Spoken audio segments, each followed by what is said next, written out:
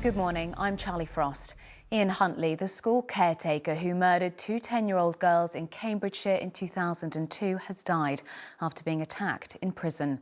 Huntley was serving a life sentence for killing best friends Holly Wells and Jessica Chapman in the town of Soham. Last week, he was bludgeoned with a makeshift weapon by another inmate. His life support was switched off yesterday. The Ministry of Justice have said Huntley's crime remains one of the most shocking and devastating in our nation's history. Geraint Vincent reports. A week after it began, the war in the Middle East continues to rage.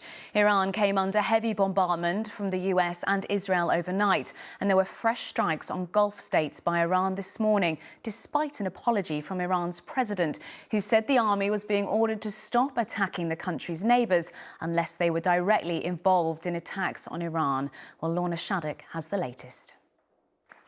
Well, our correspondent John Ray is in Dubai. So, John, there appears to have been an attack on the airport there. And that's all we have time for. The Six Nations Rugby means our next bulletin is at 10:25 tonight. In the meantime, you can always get the latest on ITVX and on our website and social media channels. Just search for ITV News. Have a great day. Goodbye.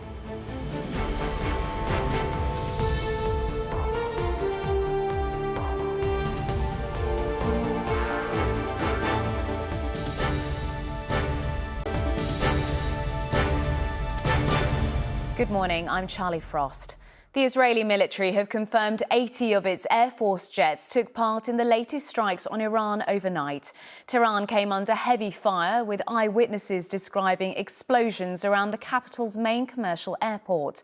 Meanwhile, President Trump has said the only deal with Iran would be unconditional surrender, to which Iran's president has now responded, saying their surrender is a dream the US should take to their grave.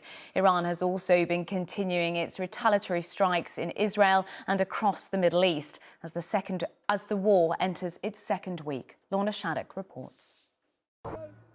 Well, as the US warns of a surge in strikes on Iran, an American bomber has landed at a UK airbase. Meanwhile, a second government-chartered flight carrying British citizens from Oman landed at Gatwick Airport early this morning.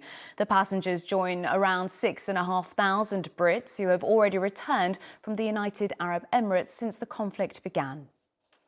The Conservative leader, Kemi Badenoch, is expected to continue her criticism of the government's response to the crisis in a speech at her party's spring conference later. Canadian Prime Minister Mark Carney has called for Andrew Mountbatten-Windsor to be removed from the royal line of succession over what he described as his deplorable links to Jeffrey Epstein. Well, that's it for the moment. You can get the latest on our website or social media channels. We'll be back with your next update at 11:45. Until then, have a lovely morning. Goodbye.